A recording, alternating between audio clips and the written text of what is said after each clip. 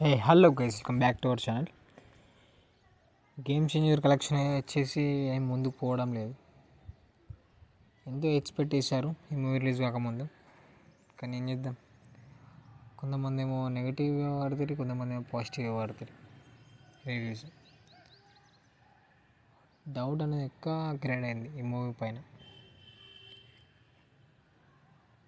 ఈ సినిమా వచ్చేసి 15 డేస్కి 183 crores క్రాస్ చేసింది గ్లోబల్లీ.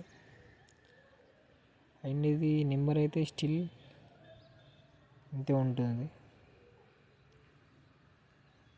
అలాగే హిందీలో కూడా మరి ఏం అర్నింగ్స్ అయితే లేవు,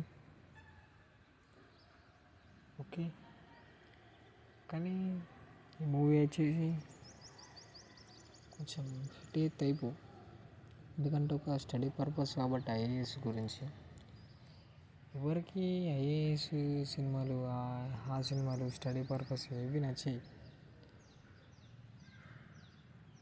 అది మ్యాటర్.